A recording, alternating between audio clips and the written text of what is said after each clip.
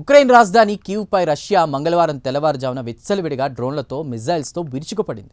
ఉక్రెయిన్లోని పలు కీలక నగరాలపై రష్యా చేసిన దాడుల్లో కనీసం 10 మంది ప్రాణాలు కోల్పోయారు. కొన్ని డజన్ల మంది గాయపడ్డారు. డ్నిప్రోలో 6 ప్రాణాలు కోల్పోగా 36 మంది గాయపడ్డారు. అలాగే కీవ్లో 4 ప్రాణాలు కోల్పోగా 51 మంది గాయపడ్డారు. 35 మందిని ఆసుపత్రికి తరలించారు. కీవ్ నగరంలో 2 బహుళ అంతస్తుల భవనాలపై డ్రోన్లు పడ్డంతో భవనం మొత్తం కూడా కుప్పకూలిపోయింది. శిథిలాల కింద కొంతమంది ఉండొచ్చని స్థానిక ప్రజలు ఆందోళన వ్యక్తం చేస్తున్నారు. తాజాగా రష్యా దాడులకు సంబంధించి మరింత సమాచారాన్ని తెలుసుకుందాం.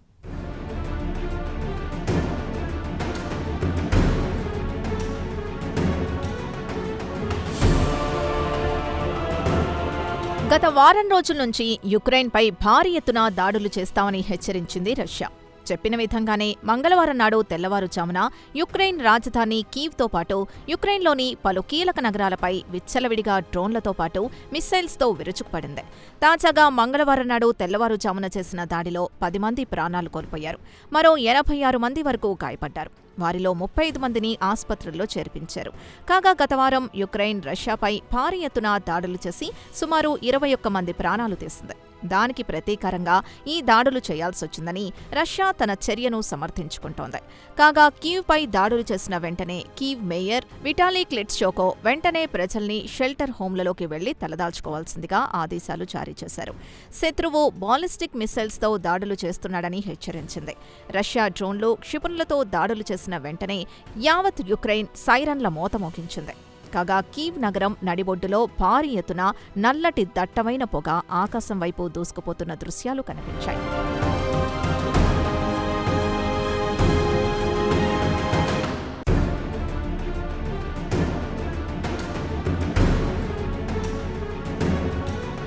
ఇదిలా ఉండగా యుక్రెయిన్ రష్యాలోని ఇల్కీ ఆయిల్ రిఫైనరీపై డ్రోన్లతో దాడులు చేస్తుంది. ఈ దాడుల్లో ఎలాంటి ప్రాణనష్టం జరగలేదని అధికారులు తెలిపారు. ఎమర్జెన్సీ సర్వీసెస్ని రంగంలోకి దించింది. దీంతో రష్యా కీవ్ నగరంపై మంగళవారం తెల్లవారుజాము నుంచే ప్రతీకార దాడులు చేయడం మొదలుపెట్టింది. కీవ్ నగరంలో సుమారు డజను కంటే ఎక్కువ పేలుల్లో సైరన్ల శబ్దాలు వినిపించాయి. అయితే కీవ్తో పలుచోట్ల మంటలంటుకొని సమీపంలో ఉన్న గ్యాస్ స్టేషన్స్తో పాటు నిర్మాణంలో ఉన్న ఓ భవనంతో పాటు పలు అపార్ట్మెంట్లు మంటల్లో చిక్కుకున్నాయని కీవ్ మేయర్ వివరించారు. కీవ్ నగరం మొత్తం అంధకారంలో మునిగిపోయింది. అలాగే పారిశ్రామిక నగరం జాపోర్చియాపై కూడా డ్రోన్ దాడులు జరిగాయి. ఇదిలా ఉండగా యుక్రెయిన్ ప్రెసిడెంట్ జెలెన్స్కీ సోమవారం నాడు రష్యా తమపై దాడులు చేస్తోందని, ఎయిర్ రైడ్ అలర్ట్లపై ప్రత్యేక శ్రద్ధ వహించాలని ఆయన ప్రజలకు సూచించారు. ఇదిలా ఉండగా రష్యా గత వారం కీవ్పై భారీ ఎత్తున దాడులు చేస్తామని హెచ్చరించింది. దీనికి కారణం యుక్రెయిన్ ఉద్దేశపూర్వకంగానే రష్యాలోని స్ట్రాబెలిన్సిక్ వసతి గృహంపై దాడులు చేసిందని, దానికి ప్రతీకారంగా యుక్రెయిన్పై దాడులు చేసినట్లు ఒక ప్రకటనలో వివరించింది.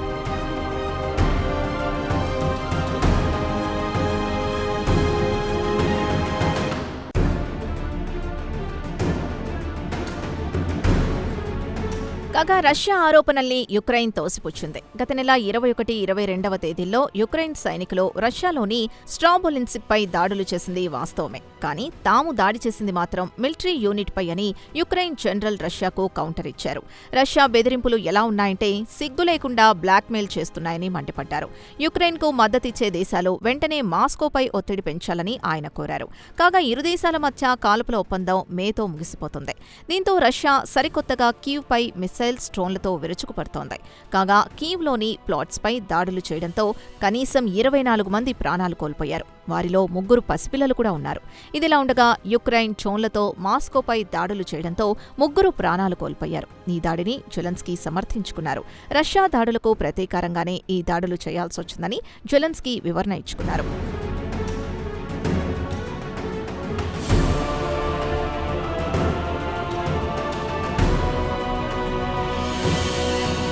ఇదిలా ఉండగా రష్యా యుక్రెయిన్పై నిరంతరం దాడులు చేస్తామని ప్రకటించింది. ముఖ్యంగా యుక్రెయిన్లోని డ్రోన్ తయారీ ప్లాంట్లపై దాడులు చేస్తామని హెచ్చరించింది. వెంటనే విదేశీ పౌరులు, దౌత్యవేత్తలు దేశం విడిచి వెళ్లిపోవాలని రష్యా విదేశాంగ మంత్రిత్వ శాఖ హెచ్చరించింది. అలాగే యుక్రెయిన్ పౌరుల్ని కూడా మిలిటరీ బిల్డింగ్లతో పాటు ప్రభుత్వ భవనాల వద్ద నుంచి వెళ్లిపోవాలని హెచ్చరించింది. కాగా యుక్రెయిన్ అధికారులు మాత్రం రష్యా విదేశీ పౌరుల్ని, దౌత్యవేత్తల్ని బెదిరిస్తోందని, బ్లాక్మెయిల్ చేస్తోందని మండిపడింది. కాగా రష్యా గత శనివారం రాత్రి కీవ్పై భారీ ఎత్తున బాంబుల మోత మోగించిందని, 4 ప్రాణాలు కోల్పోగా 100 మంది వరకు గాయపడ్డారని యుక్రెయిన్ ప్రెసిడెంట్ జెలెన్స్కీ అన్నారు. కాగా కీవ్పై జరిగిన బాంబుల దాడుల వీడియోలు సోషల్ మీడియాలో పోస్ట్ చేశారు. కీవ్లో రాత్రంతా పేలుళ్ల శబ్దాలు వినిపించాయి. ఆకాశంలో మెరుపులు కనిపించాయి. అలాగే పౌరుల నివాసాల్ని లక్ష్యంగా చేసుకుని దాడులు చేసింది రష్యా. కాగా రష్యా డజన్ల కొద్దీ బాలిస్టిక్ క్రూయిజ్ మిసైల్స్తో పాటు వందలాది డ్రోన్లతో యుక్రెయిన్ రాజధాని కీవ్పై దాడులు చేసింది. హైపోసోనిక్ న్యూక్లియర్ సామర్థ్యం కలిగిన ఒరెష్నిక్ మిసైల్స్ని యుక్రెయిన్ రాజధాని కీవ్కు దక్షిణాదిన ఉన్న బిలా సిర్క్నా ప్రాంతంలో ప్రయోగించింది.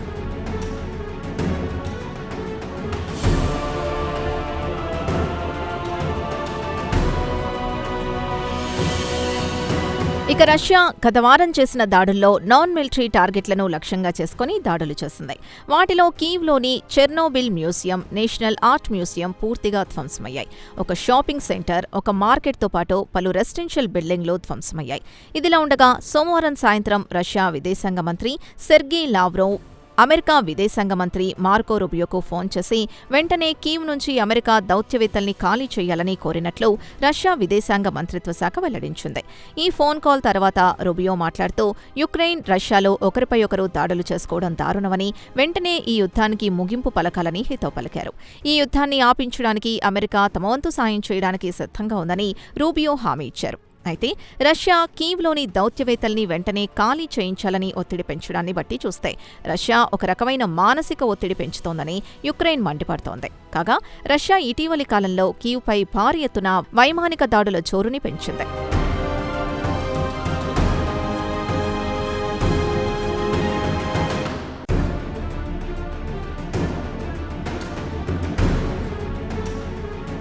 కాగా రష్యా ఫిబ్రవరి 2022 నుంచి యుక్రెయిన్పై యుద్ధం ప్రకటించింది. గత 4.5 సంవత్సరాల నుంచి కొనసాగుతున్న యుద్ధంలో యుక్రెయిన్ సొంతంగా అత్యాధునిక ఆయుధాలు తయారు చేసుకోవడంతో పాటు అలాగే ఎయిర్ డిఫెన్స్ సిస్టమ్ తయారు చేసుకోవడంతో కీవ్ మరింత బలోపేతమైంది. కాగా రష్యా భారీ ఎత్తున ప్రయోగిస్తున్న డ్రోన్లను, మిసైల్స్ ను యుక్రెయిన్ విజయవంతంగా అడ్డుకుంటోంది. కాగా రష్యా నుంచి వస్తున్న మిసైల్స్ తో పాటు డ్రోన్లను అడ్డుకోవడానికి యుక్రెయిన్ విదేశీ ఎయిర్ డిఫెన్స్ సిస్టంపై ఆధారపడుతోంది.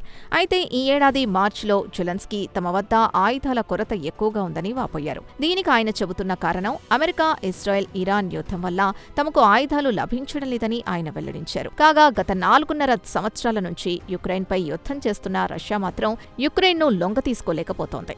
ఈ యుద్ధంలో రష్యాకు ఆస్తి నష్టంతో పాటు ప్రాణ నష్టం చాలా ఎక్కువగా ఉంది. దీంతో పుతిన్ తీవ్ర అసహనంతో ఊగిపోతున్నాడు.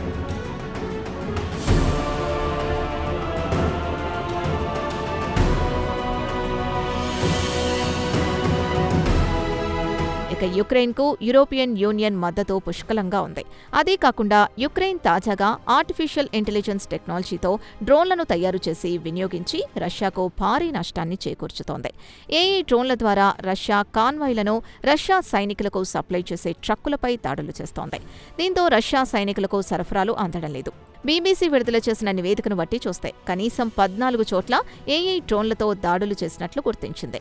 వాటిలో ఆహారంతో పాటు ఇంధనం, మందుగుండు సామాగ్రిని తీసుకెళ్లే ట్రక్కుల్ని లక్ష్యంగా చేసుకుని దాడులు చేసింది. కాగా ఈ దాడులు ప్రధానంగా రష్యా నుంచి క్రిమియో వెళ్లే రూట్లతో పాటు ఇతర రూట్లతో వెళ్లే వాహనాలపై యుక్రెయిన్ ఏఐ డ్రోన్లను వినియోగించుకుని భారీ ఎత్తున విధ్వంసాన్ని సృష్టించింది.